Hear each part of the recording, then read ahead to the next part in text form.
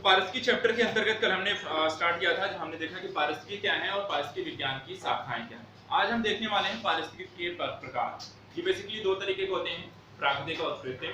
प्राकृतिक जो आपको नेचुरली उपस्थित हैं और कृत्रिम जो मनुष्य के द्वारा बनाया गया। मनुष्य के द्वारा जो चीजें बनाई गई हैं वो है फसल क्षेत्र, यानी जहां वो कृषि करता है। जब कृषि करेगा तो वहां पर कुछ बेसिकली कुछ चीजें, जैसे आपको कृषि अगर बनाओगे तो वहां पर कुछ फसलें उगेंगी, उन फसलों में उगने के कारण वहां कुछ कीट पौधे होंगे, कुछ वातावरण वहां पर अपना उत्पन्न होता है। उद्यान आप लगाते हैं, और इसी तरह एक्वेरियम जो आपको एक मछली जो पालन करते हैं, छोटी छोटी मछलियां आप अपने घर पे रखते हैं, तो वहां पर भी एक अपनी पारिस्थितिकी बनती है जो मनुष्य के द्वारा बनाई जाती है। लेकिन इंपॉर्टेंट यहाँ पर है आपका प्राकृतिक, जो आपके क्वेश्चन भी बनते हैं, और यहाँ पर बहुत सारा जो टॉपिक्स है वो पूरा ज्योग्राफी का है। ठीक है, ये सब आप ज्योग्राफी में पढ़ते हैं, और यहाँ पर कुछ चीजें आपको जानना जरूरी है।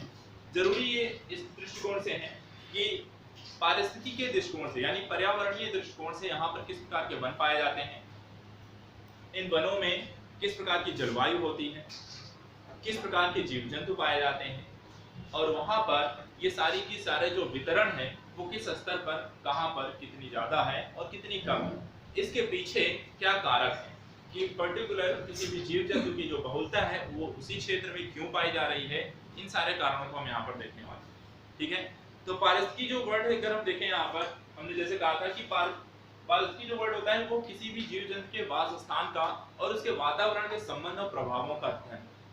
उसी के अंतर्गत आप इसके प्रकार को देखें तो प्राकृतिक जो है वो दो तरीके के, एक स्थलीय है और यहाँ पर दूसरा जलीय है। स्थल के अंतर्गत चार चीजें आती हैं, वन, घास, मरुस्थल और टुंड्रा।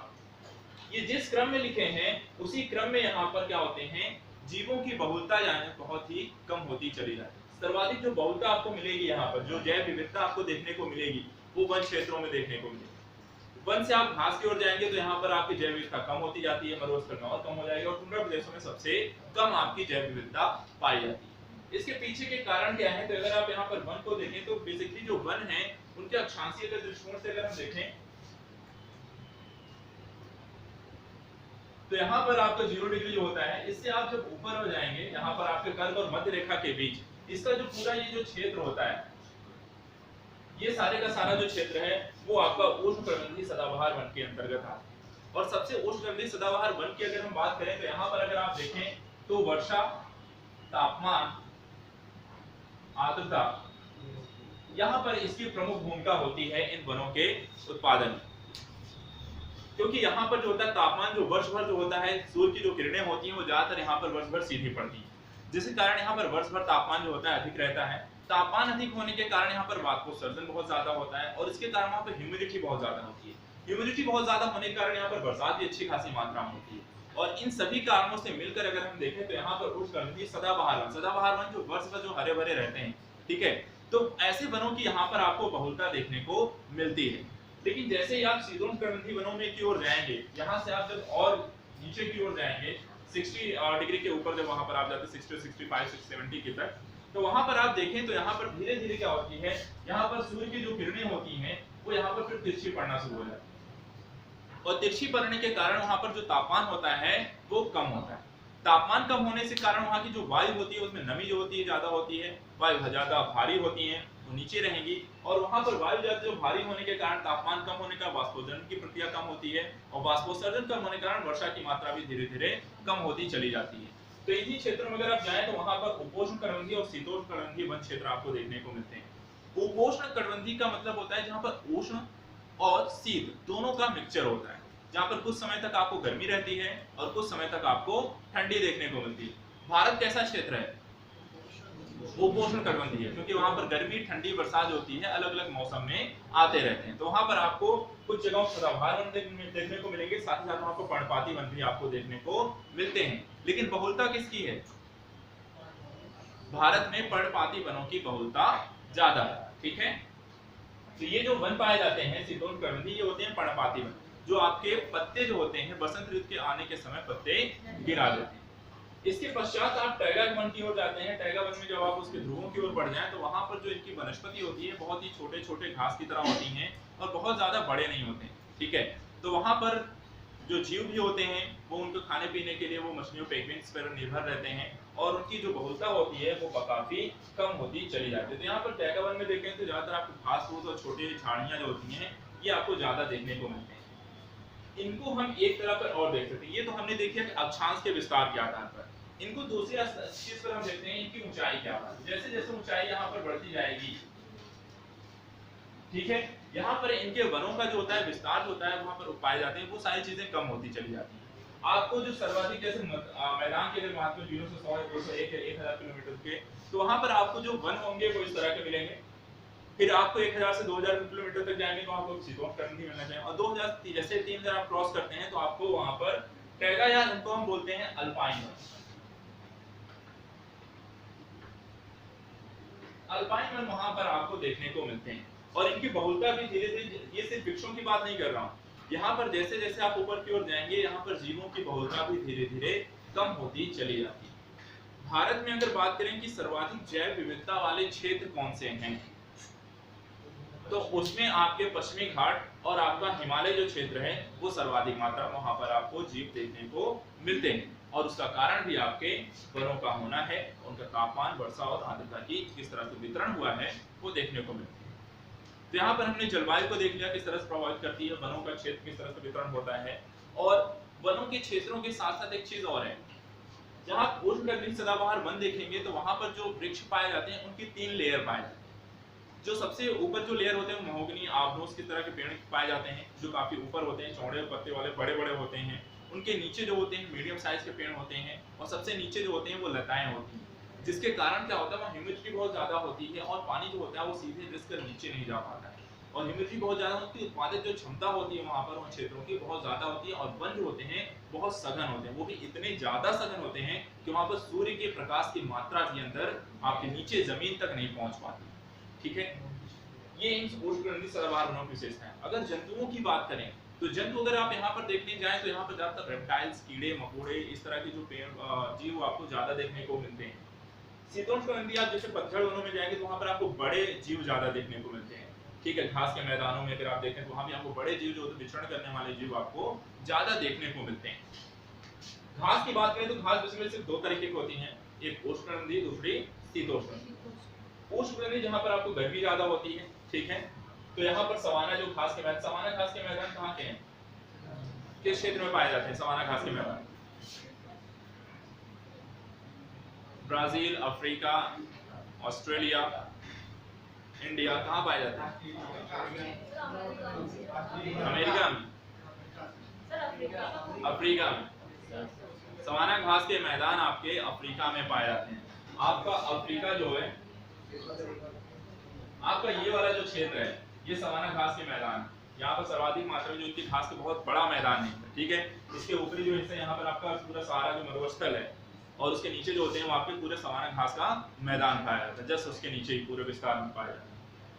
शीतोष्णकटिबंधीय यहाँ पर आपको ठंडी के प्रदेशों में पाए जाते हैं जहाँ आर्द्रता थोड़ी ज्यादा होगी। यहाँ पर ये घास थोड़ी सी लंबी ज्यादा होती है, जबकि सवाना जो घास के मैदान ये आपकी पतली होती है इनकी अपेक्षा, शीतोष्णकटिबंधीय घास की अपेक्षा, और छोटी होती है, जबकि आपकी प्रेरीज होती है काफी लंबी और बड़ी होती है। इनके अलग अलग नाम भी होते हैं जो आपको क्वेश्चंस में पूछे जाते हैं। यहाँ पर सिर्फ सवाना और प्रेरीज नहीं हुआ है, यहाँ पर बहुत सारे नाम हैं जो अलग अलग क्षेत्रों में पाए जाते हैं, जैसे स्टेपी, डाउन्स, कैंपोस, कानोस, बेल्ट, ये अलग अलग नाम हैं जो अलग अलग क्षेत्रों में पाए जाते हैं। आपको कई बार ये मिलान करने के लिए दे जाएंगे, इनके सामने इनके जिन क्षेत्रों में पाए जाते हैं उनके नाम दे दिए जाएंगे, और आपको बोला जाएगा कि आप सही क्रम क्या है या इनमें से कौन सा सही सुमेलित नहीं है आप उसको बताएं।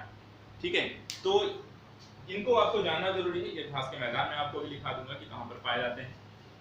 नेक्स्ट बात करते हैं मरुस्थल की। मरुस्थलीय क्षेत्र अगर आप देखें तो विश्व में हमेशा आपको पश्चिमी किसी भी देश के या किसी भी महाद्वीप में पश्चिमी क्षेत्रों पे ही आपको देखने को मिलते हैं, और पश्चिमी क्षेत्रों पर ही हमेशा देखने को क्यों मिलते हैं, इसका कारण क्या है पता है? नहीं, देखिए पश्चिमी क्षेत्रों में जो आपका जो जलवायु होती है ये ज्यादातर जो समुद्र तट से लगे होते हैं। समुद्र तट से लगे होने के कारण इनकी जो समुद्र से आपको स्थल की ओर जो हवाएं चलती हैं वो आपकी शीत आपकी हवाएं चलती हैं, लेकिन इन शीत हवाओं में क्या होती है, नमी की कमी होती है। और नमी की कमी, जैसे मैंने पहले ही कहा, अगर जो वायु है उसमें नमी कमी यानी आर्द्रता ह्यूमिडिटी कम है तो वहां पर बरसात नहीं होगी। और यही कारण है कि आपका पश्चिमी जो जितने भी तटीय क्षेत्र हैं वहां पर बरसात नहीं होती है, बरसात होती भी है बहुत कम, यानी कि अगर मरुस्थलीय क्षेत्र है तो वहां पर बरसात होती है वो 25 डिग्री सेंटीमीटर से आपकी कम होती है, 25 या इससे लेस होगी आपके मरुस्थलीय क्षेत्रों में, इससे अधिक आपको बरसात कभी देखने को नहीं मिलती।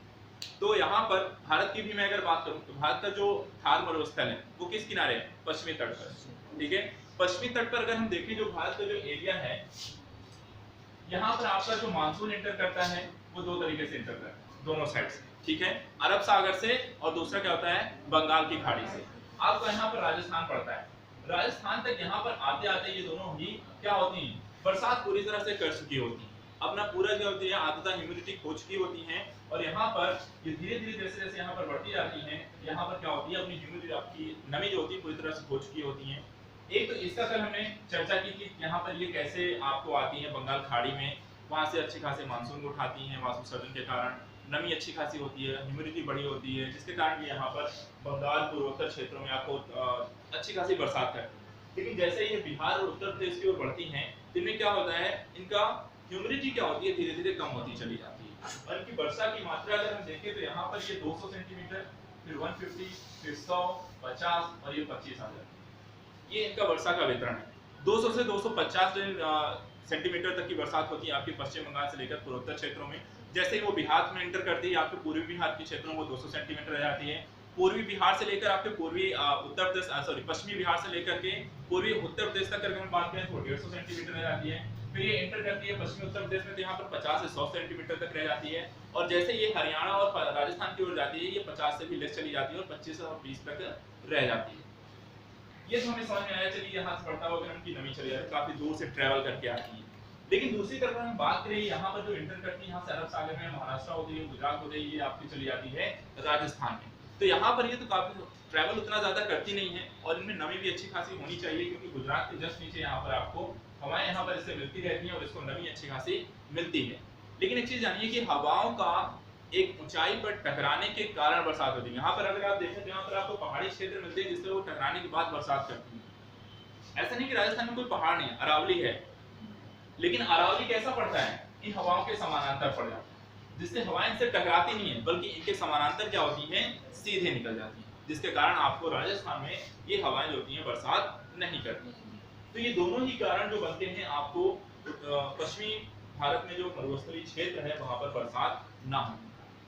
वनस्पतियों की मैं बात करूं तो वनस्पतियां आपको देखने को मिलता है, अगर किसी भी क्षेत्र में बरसात कम हो रही है तो वहां पर ध्यान रखिएगा उनकी जो वनस्पतियां होंगी, उनकी जो पत्तियां होती हैं वो या फिर कांटेदार हो जाती हैं, जिसके कारण कांटेदार होने का तात्पर्य इसलिए है क्योंकि उनको वाष्पोत्सर्जन कम है।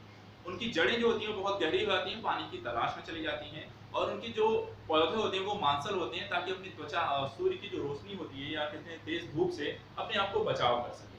तो उनकी ये विशेषताएं होती हैं उन वनस्पति में।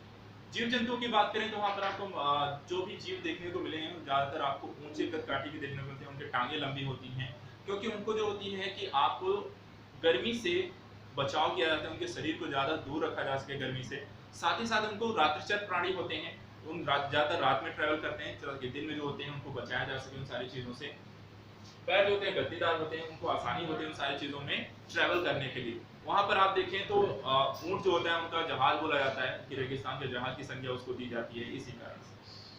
टुंड्रा प्रदेश होते हैं आपके आपको मरुस्थलीय शीत मरुस्थलीय क्षेत्रों को बोला जाता है, जहां पर आपको पूर्णधारी वन भी देखने को मिलते हैं, बस आपको नमी ज्यादा होती है, आपको बर्फ ज्यादा पड़ती है, आपको ठंडी के दिन ज्यादा होते हैं। और वहां पर जो जीव जंतु होते हैं, जीव जंतुओं में अगर आप देखें तो मोटे फर वाले आपको जीव जंतुओं की संख्या जो होती है वो देखने को मिलती है। तो यहाँ पर हमने देखा कि ये स्थलीय पारितंत्र जो होता है उनका निर्माण किन चीजों के किन कारणों से प्रभावित होते हैं, उनकी अलग अलग बहुलता होने के क्या कारण है, तो इन सारी चीजों को पहले नोट कर लेते हैं, फिर उसके बाद हम जलीय चक्र पर जाएंगे। ठीक है, रेडिंग आएगा स्थलीय पारिस्थितिकी तंत्र।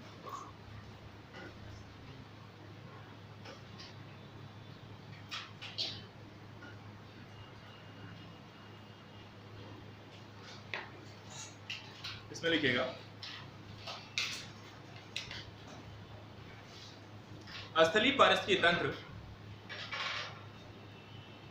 स्थलीय पारिस्थितिकी तंत्र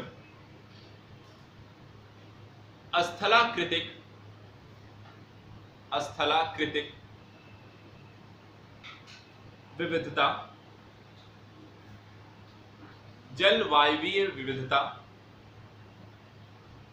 स्थलाकृतिक विविधता, जलवायवीय विविधता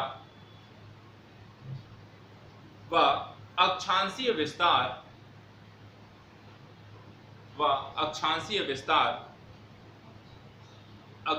विस्तार आदि कारकों के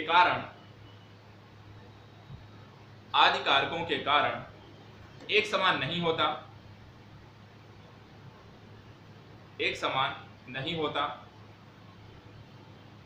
इनमें वन से लेकर घास के मैदान तथा मरुस्थल से लेकर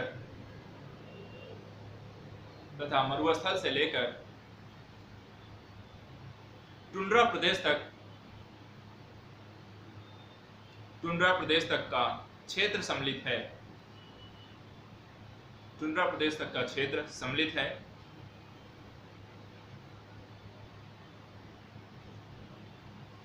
इन क्षेत्रों की अलग अलग विविधता है।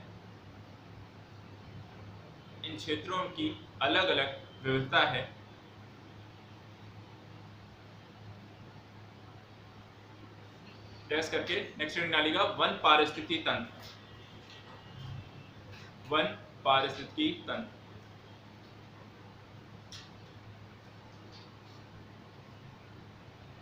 इसमें लिखिएगा वन पारिस्थितिकी तंत्र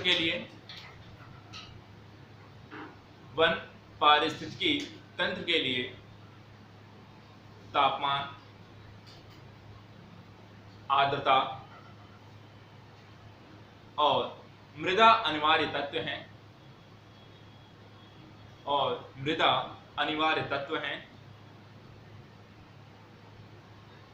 मृदा और जलवायु का स्वरूप यह निर्धारित करता है कि वनस्पति का वितरण किस प्रकार से है।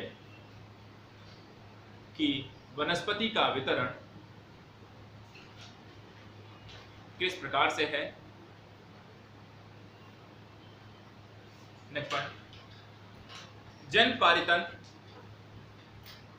वन पारितंत्र को मोटे तौर पर 3 भागों में बांटा गया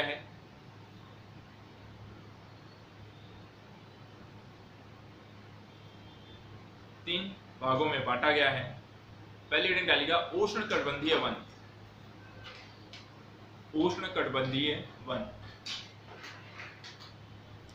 इसमें लिखिएगा उष्णकटिबंधीय वनों को 2 भागों में बांटा गया है।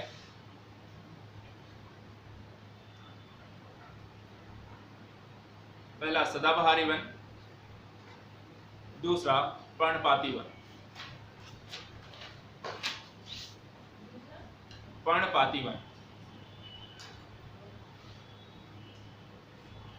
हेडिंग डालेगा सदाबहारी वन।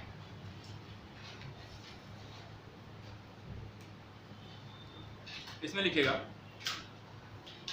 उष्णकटिबंधीय सदाबहार वन विषुवत रेखा के निकट जहां साल भर तापमान और आर्द्रता काफी उच्च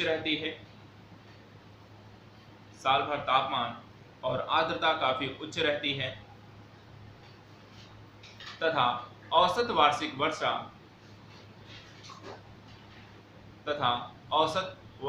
वर्षा 200 सेंटीमीटर से अधिक होती है, 200 सेंटीमीटर से अधिक होती है। नेक्स्ट पॉइंट, इन क्षेत्रों में लेटेराइट मिट्टी, इन क्षेत्रों में लेटेराइट मिट्टी पाई जाती है, लेटेराइट मिट्टी पाई जाती है जो कृषि की दृष्टि से उपजाऊ नहीं होती, जो कृषि की दृष्टि से उपजाऊ नहीं होती। नेक्स्ट पॉइंट, यहां वृक्ष और झाड़ियों, यहां वृक्ष और झाड़ियों के 3 स्तर पाए जाते हैं, यहां वृक्ष और झाड़ियों के 3 स्तर पाए जाते हैं जो सूर्य की रोशनी, जो सूर्य की रोशनी को जमीन पर नहीं आने देते, जो सूर्य की रोशनी को जमीन पर नहीं आने देते। सबसे ऊपरी स्तर पर, सबसे ऊपरी स्तर पर लंबे और विशाल वृक्ष, सबसे ऊपरी स्तर पर लंबे और विशाल वृक्ष जैसे महोगनी, जैसे महोगनी, हाँ, आबनूस, रोजवुड, महोगनी, आबनूस, रोजवुड। इसके बाद अधिपादप, इसके बाद अधिपादप और सबसे नीचे लताएं पाई जाती हैं, और सबसे नीचे लताएं पाई जाती हैं। नेक्स्ट पॉइंट, यहां पर पाए जाने प्रमुख जीवों में, यहां पर पाए जाने वाले प्रमुख जीवों में हाथी, गैंडे, जंगली शुअर, रेप्टाइल्स, रेप्टाइल्स मतलब सरीसृप, कीट पतंगे इत्यादि हैं। नेक्स्ट, इन वनों का विस्तार, इन वनों का विस्तार Amazon basin, Amazon basin, Congo basin, Congo basin, Africa का गिनी तट, अफ्रीका का गिनी तट, अंडमान एवं निकोबार द्वीप समूह, अंडमान एवं निकोबार द्वीप समूह तथा जावा व सुमात्रा, तथा जावा व सुमात्रा आदि क्षेत्रों में हैं, जावा तथा सुमात्रा आदि क्षेत्रों में हैं। नेक्स्ट पॉइंट, ब्राजील में इन वनों को, ब्राजील में इन वनों को सेल्वास कहते हैं, सेल्वास। नेक्स्ट डालेगा उष्णकटिबंधीय पर्णपाती वन, उष्णकटिबंधीय पर्णपाती वन या मानसूनी वन, इनको मानसूनी वन भी कहते हैं। इसमें लिखेगा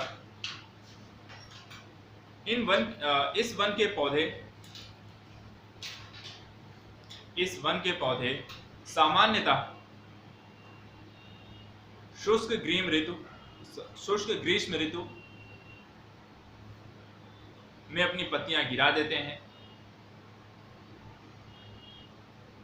ताकि वाष्पोत्सर्जन कम से कम हो। हाँ, अपनी पत्तियां गिरा देते हैं ताकि वाष्पोत्सर्जन कम से कम हो। नेक्स्ट पॉइंट, यहाँ औसत वर्षा यहाँ औसत वर्षा 200 सेंटीमीटर से कम होती है। यहाँ औसत वर्षा 200 सेंटीमीटर से कम होती है। नेक्स्ट, यहाँ के वृक्षों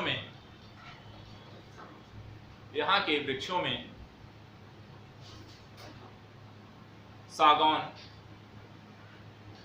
सागौन, शीशम, बांस आदि प्रमुख हैं।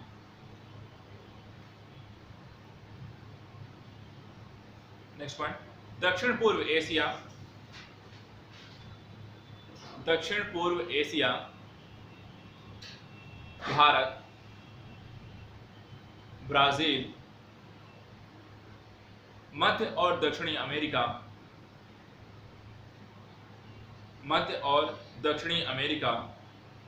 उत्तरी ऑस्ट्रेलिया में इस तरह के वन पाए जाते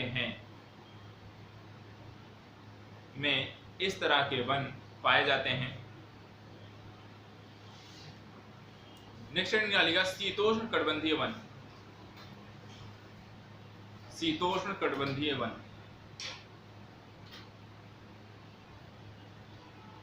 इसमें लिखेगा इन वनों को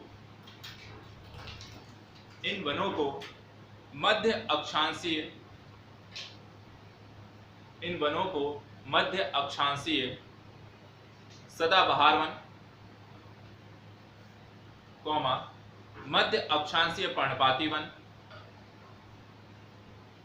अक्षांशीय पर्णपाती वन और भूमध्य सागरीय वन के रूप में वर्गीकृत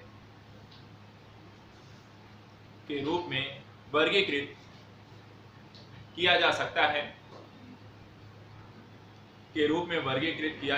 है। इसमें पहले रीडिंग आएगा मध्य अक्षांशीय सदाबहार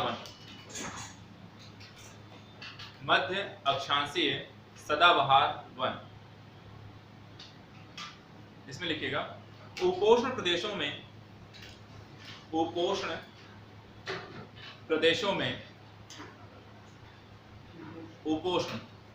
में महाद्वीपों के पूर्वी तटों पर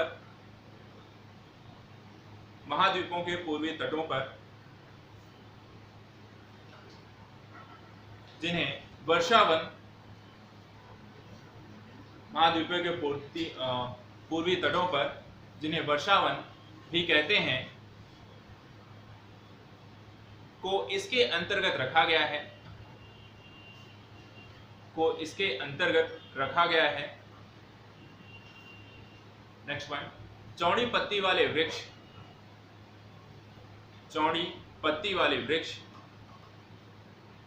जैसे लॉरेल,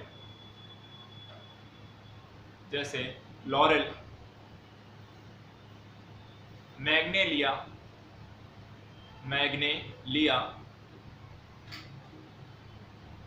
आम आदि इन वनों के प्रमुख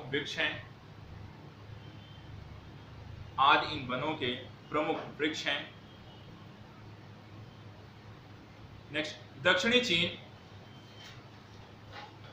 चीन, जापान, दक्षिणी ब्राजील, दक्षिण पूर्व संयुक्त राज्य अमेरिका आदि क्षेत्रों में इस प्रकार के वन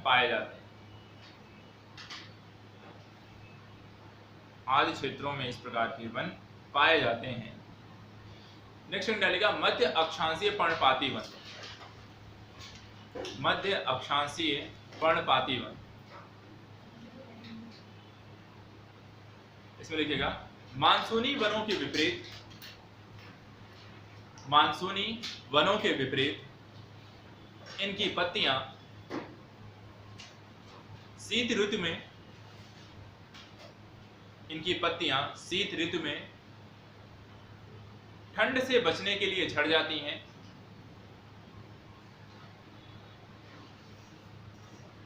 ठंड से बचने के लिए झड़ जाती हैं।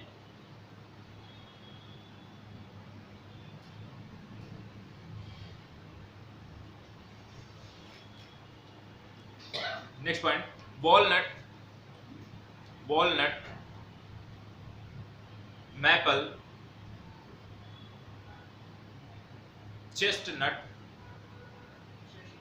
चेस्टनट आदि इन वनों में पाए जाने वाले, आदि इन वनों में पाए जाने वाले मुख्य वृक्ष हैं। नेक्स्ट, यहां पॉडजॉल, पॉडजॉल,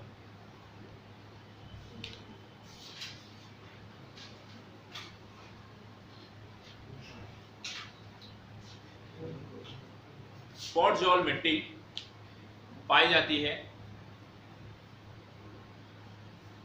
नेक्स्ट, उत्तर पूर्वी अमेरिका, उत्तर पूर्वी अमेरिका, दक्षिणी चिली, दक्षिणी चिली जैसे शीतल जलवायु वाले, जैसे शीतल जलवायु वाले प्रदेशों में इस प्रकार के वन देखे जा सकते हैं। इस प्रकार के वन देखे जा सकते हैं।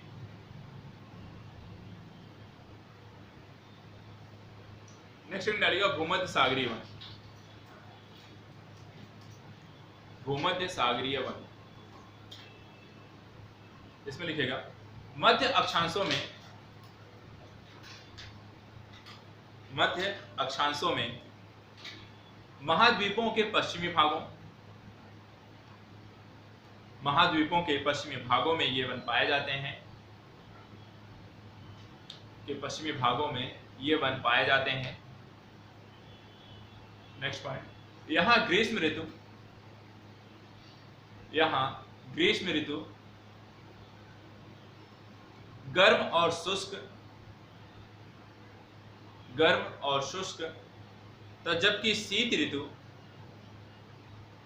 जबकि शीत ऋतु ठंडी और आर्द्र होती है, ठंडी और आर्द्र होती है। यहां वर्षा जाड़ों में होती है, इसी में यहां वर्षा जाड़ों में होती है। नेक्स्ट पॉइंट, यहां के प्रमुख वृक्ष,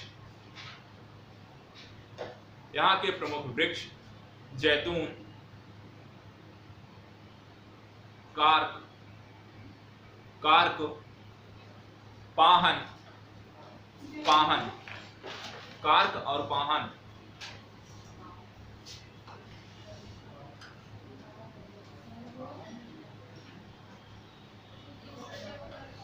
कार्क और पाहन लिखा हुआ। यहां नेक्स्ट पॉइंट, यहां रसदार फलों, रसदार फलों जैसे अंगूर, नींबू, नारंगी, अनार व नाशपाती आदि के लिए जाना जाता है, आदि के लिए जाना जाता है। नेक्स्ट पॉइंट, यहां पर रंग बिरंगी चिड़ियां, रंग बिरंगी चिड़ियां और सुगंधित जड़ी बूटियों की अधिकता देखने को मिलती है, और सुगंधित जड़ी बूटियों की अधिकता देखने को मिलती है। सुगंधित जड़ी बूटियों की बहुलता देखने को मिलती है। नेक्स्ट पॉइंट, इस बायोम को चैपरेल कहते हैं, इस बायोम को चैपरेल कहते हैं। नेक्स्ट डालेगा शंकुधारी वन या टैगा वन, शंकुधारी वन या टैगा वन। इसमें लिखेगा टैगा वन के वृक्ष, टैगा वन के वृक्ष कोणधारी होते हैं। टैगा वन के वृक्ष कोणधारी होते हैं। इन वनों के वृक्षों की पत्तियां, इन वनों के वृक्षों की पत्तियां नुकीली होती हैं, पत्तियां नुकीली होती हैं ताकि वाष्पोत्सर्जन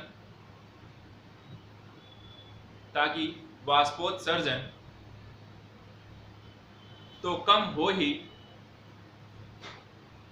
ताकि वाष्पोत्सर्जन तो कम हो ही, साथ ही पत्तियों पर बर्फ रुक ना सके, बर्फ रुक ना सके। नेक्स्ट पॉइंट, शंकुधारी वनों का विस्तार, शंकुधारी वनों का विस्तार सभी वन क्षेत्रों में सर्वाधिक है, सभी वन क्षेत्रों में सर्वाधिक है, जबकि जैव विविधता और उत्पादकता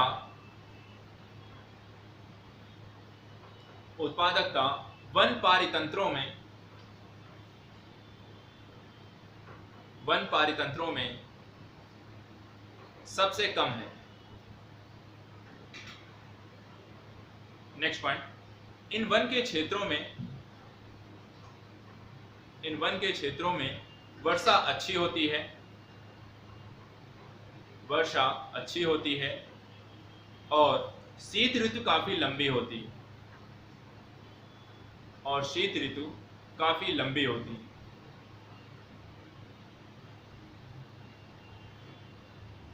आर्कटिक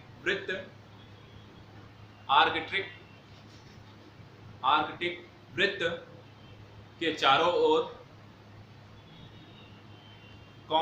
यूरोप, एशिया व उत्तरी अमेरिका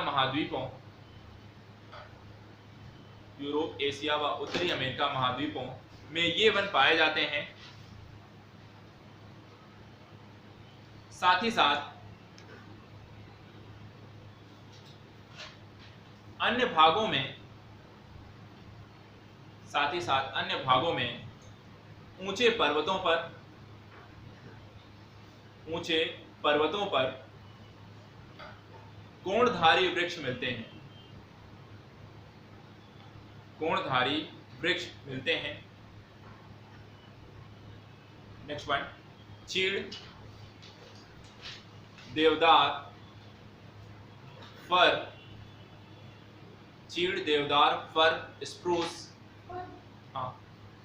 स्प्रूस आदि इस क्षेत्र के प्रमुख मुलायम लकड़ियों वाले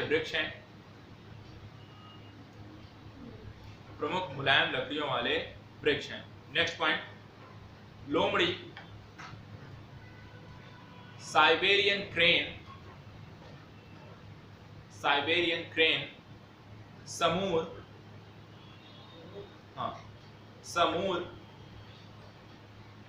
आदि यहाँ के प्रमुख जंतु हैं। यहाँ नेक्स्ट पॉइंट, यहाँ अम्लीय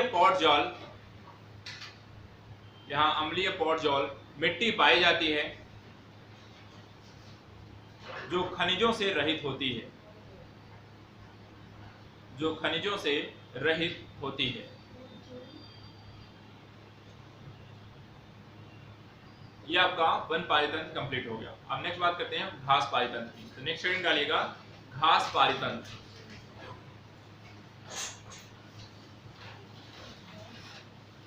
इसमें लिखिएगा घास भूमि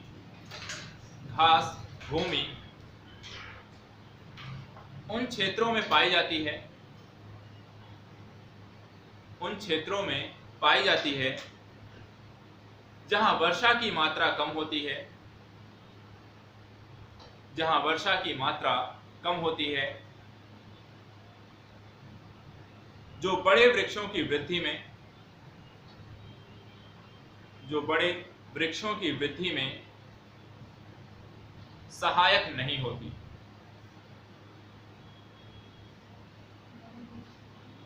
बड़े वृक्षों की वृद्धि में सहायक नहीं होती।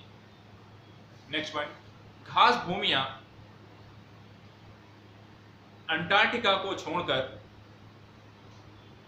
सभी महाद्वीपों में पाई जाती हैं। घास भूमियां अंटार्कटिका को छोड़कर सभी महाद्वीपों में पाई जाती हैं। नेक्स्ट पॉइंट, घास भूमियां दो प्रकार की होती हैं।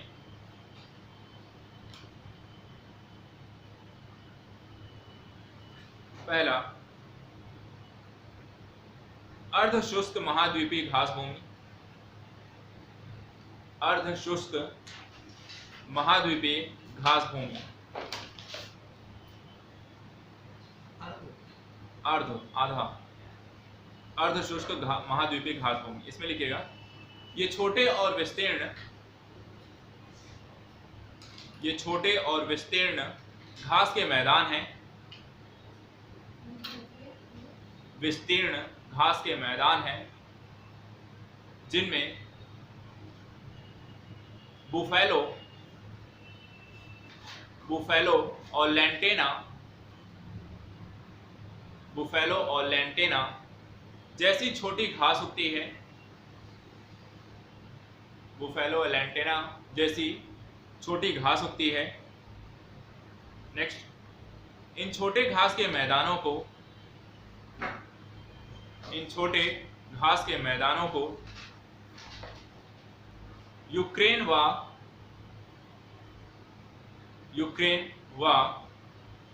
दक्षिणी पश्चिमी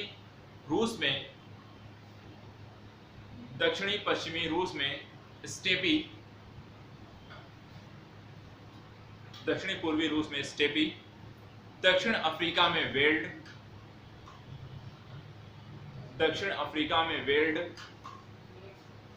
ब्राजील में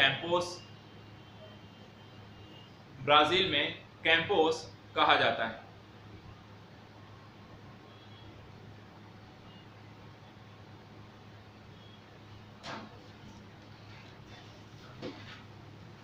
नेक्स्ट डालेगा मध्य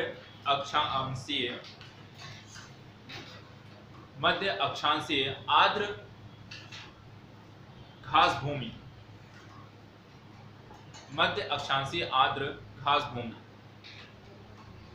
इसमें लिखिएगा, ये लंबे और सघन घास के मैदान हैं, ये लंबे और सघन घास के मैदान हैं। संयुक्त राज्य अमेरिका में इन्हें प्रेरी,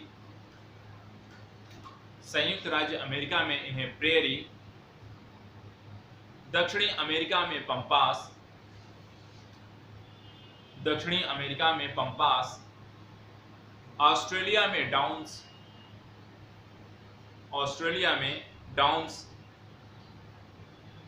न्यूजीलैंड में कैंटरबरी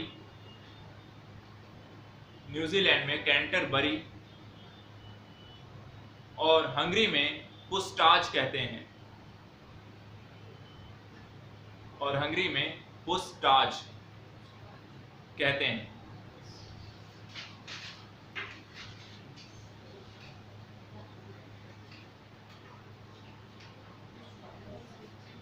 पुस्टाज कहते हैं। नेक्स्ट, नीचे एक पॉइंट बना के लिखिएगा, नोट बना के, भारत में घास भूमि का कोई निश्चित प्रतिरूप विकसित नहीं हुआ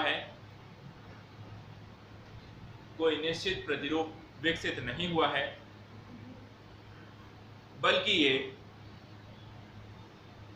बल्कि ये उष्णकटिबंधीय उष्णकटिबंधीय व शीतोष्णकटिबंधीय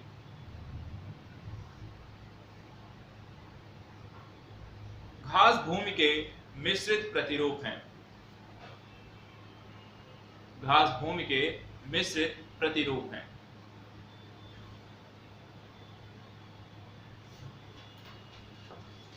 नेक्स्ट डालेगा मरुस्थलीय पारितन। मरुस्थलीय पारितन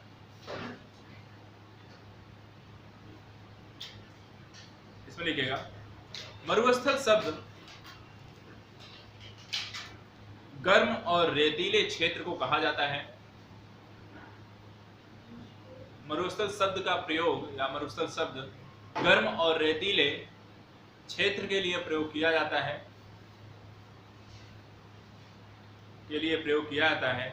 जबकि शीतोष्ण कटिबंधीय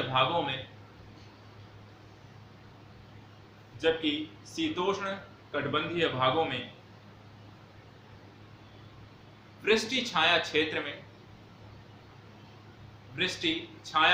में पड़ने वाले ठंडे शुष्क क्षेत्र को भी मरुस्थल कहते हैं।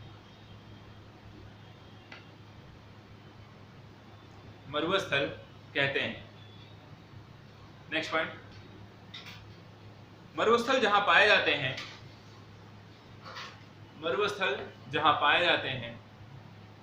वहां वार्षिक वर्षा की मात्रा 25 सेंटीमीटर से कम होती है। 25 सेंटीमीटर से कम होती है।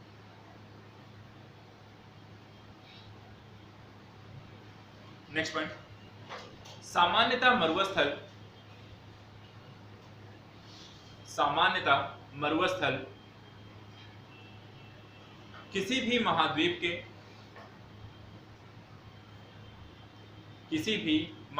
के पश्चिमी भागों में पाए जाते हैं।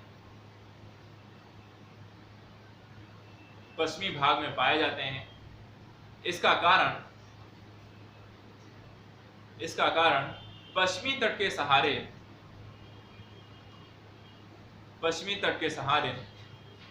चलने वाली समुद्री ठंडी जलधाराएं हैं जो नमी से रहित होती हैं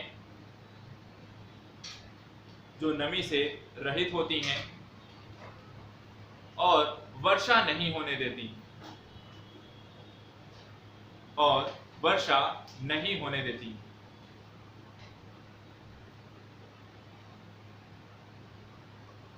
नेक्स्ट पॉइंट, मरुस्थलीय भागों में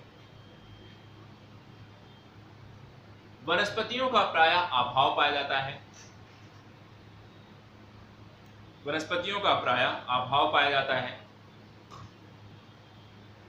जो वनस्पतियां होती भी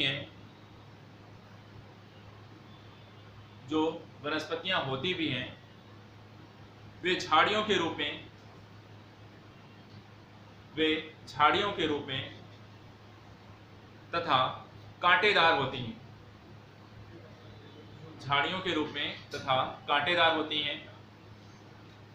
उदाहरण के लिए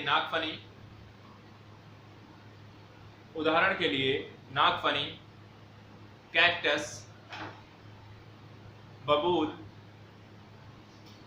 खजूर इत्यादि।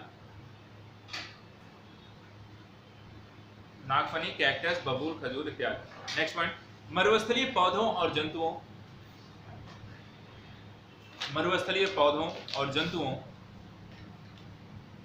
ने अपने आप को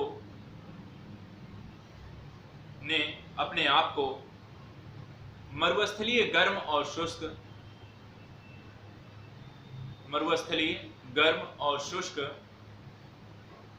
जलवायु में रहने के लिए अनुकूलित कर लिया है।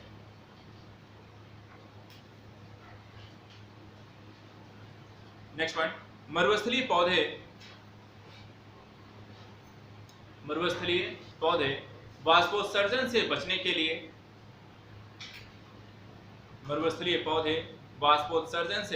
लिए अपनी पत्तियों का आकार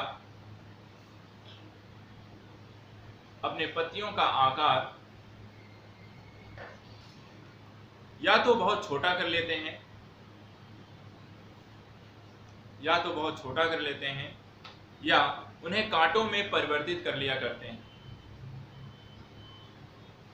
या उन्हें कांटों के रूप में परिवर्तित कर लिया करते हैं। इन पौधों की जड़ें पानी की खोज में अत्यंत गहराई तक चली जाती हैं।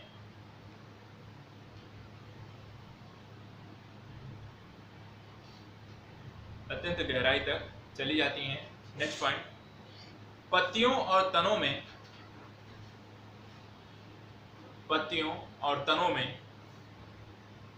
पानी भंडारण की क्षमता होती है।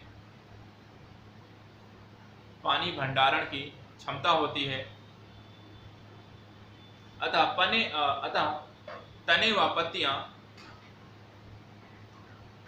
तने व पत्तियां फूले हुए प्रतीत होते हैं।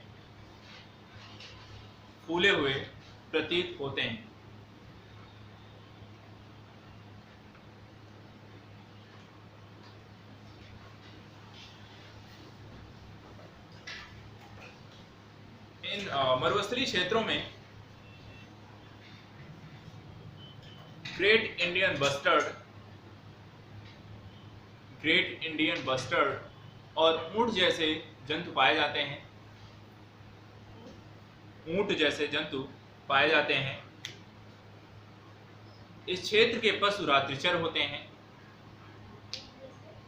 ऊंट जैसे जंतु पाए जाते हैं। इस क्षेत्र के पशु रात्रिचर होते हैं।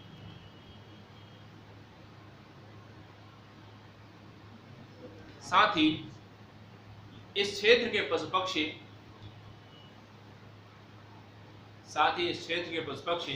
तेज दौड़ने में सक्षम होते हैं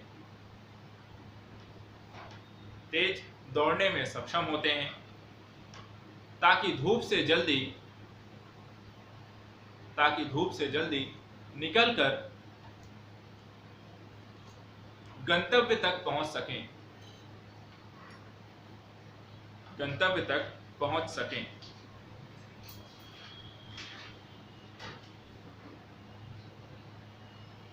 नेक्स्ट पॉइंट, भारत में थार मरुस्थल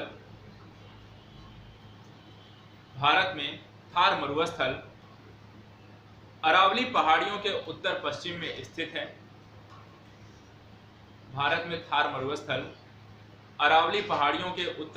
में स्थित है। यह एक ऊबड़ खाबड़ भूतल है जिस पर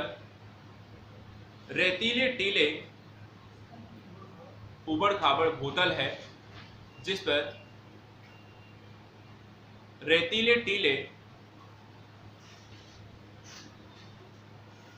पाए जाते हैं।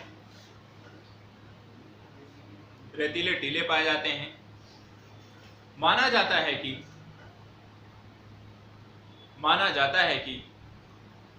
मेसोजोइक काल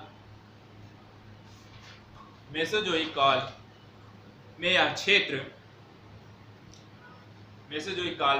यह क्षेत्र समुद्र का हिस्सा था।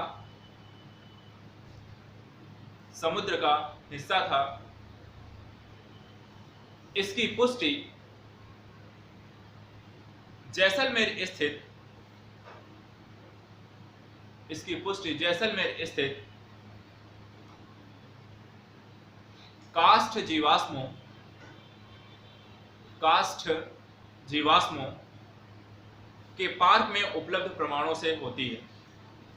काष्ठ जीवाश्मों के पार्क में उपलब्ध प्रमाणों से होती है। नेक्स्ट पॉइंट, अत्यधिक ठंडे और शुष्क क्षेत्र, अत्यधिक ठंडे और शुष्क क्षेत्र जो पौधों की वृद्धि के लिए बाधक होते हैं, जो पौधों के वृद्धि के लिए बाधक होते हैं, शीत मरुस्थल कहलाते हैं, शीत मरुस्थल कहलाते हैं।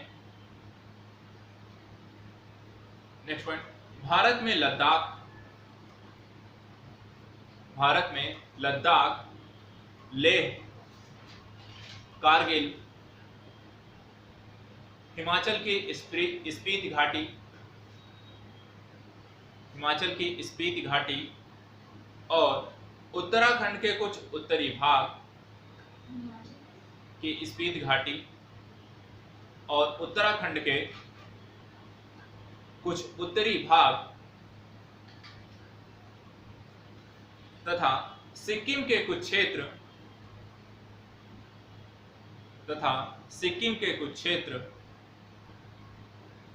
शीत मरुस्थल के अंतर्गत आते हैं, शीत मरुस्थल के अंतर्गत आते हैं।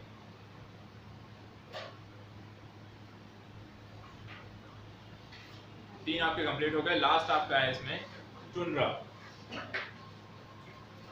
हेडिंग डालिएगा टुंड्रा बायोम या टुंड्रा पारितंत्र, टुंड्रा पारितंत्र। इसमें लिखिएगा टुंड्रा शब्द का अर्थ, टुंड्रा शब्द का अर्थ बंजर भूमि से है, बंजर भूमि से है। यहाँ की प्रतिकूल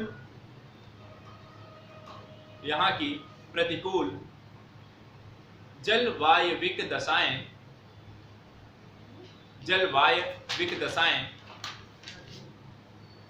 मानव अधिवास के लिए अनुकूल,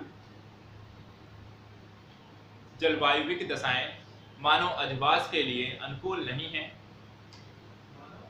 अधिवास के लिए अनुकूल नहीं है। टुंड्रा दो प्रकार के होते हैं, टुंड्रा दो प्रकार के होते हैं। पहला आर्कटिक टुंड्रा, हेडिंग डालिएगा Arctic tundra, Arctic tundra. Arctic tundra taiga वनों की समाप्ति, टैगा वनों की समाप्ति स्थल से प्रारंभ होकर, टैगा वनों की समाप्ति स्थल से आरंभ होकर ध्रुवों तक जाते हैं, ध्रुवों तक जाते हैं। ये अंटार्कटिका महाद्वीप में भी पाए जाते हैं, ये अंटार्कटिका महाद्वीप में भी पाए जाते हैं। नेक्स्ट, आर्कटिक टुंड्रा का विस्तार, आर्कटिक टुंड्रा का विस्तार कनाडा के उत्तरी भाग, कनाडा के उत्तरी भाग, अलास्का, यूरोपीय रूस, उत्तरी भाग अलास्का, यूरोपीय रूस, साइबेरियन क्षेत्र और आर्कटिक महासागर के द्वीपों में फैला हुआ है, आर्कटिक महासागर के द्वीपों में फैला हुआ है।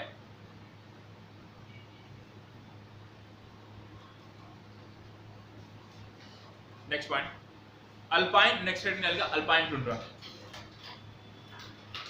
Alpine tundra.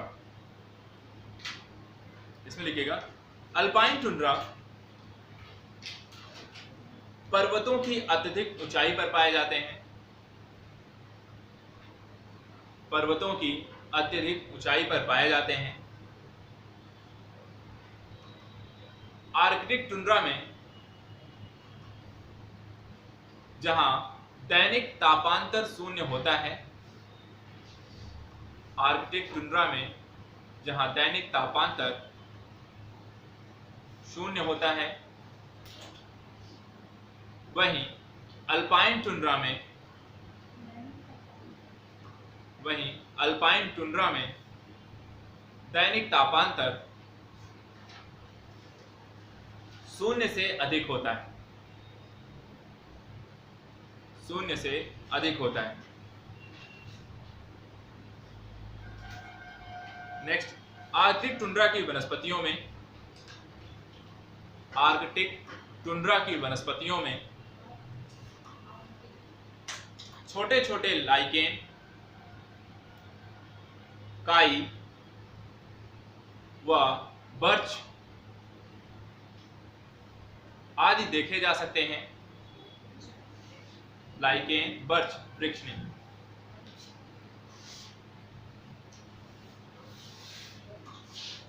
बर्च, काई, लाइकेन आदि देखे जा सकते हैं। जबकि पशुओं में रेंडियर, लेमिंग, सील मछली, रेंडियर, लेमिंग और सील मछली आदि प्रमुख हैं। रेंडियर, लेमिंग और सील मछली आदि प्रमुख हैं। यहाँ के मानव को एस्कीमो कहा जाता है। एस्कीमो।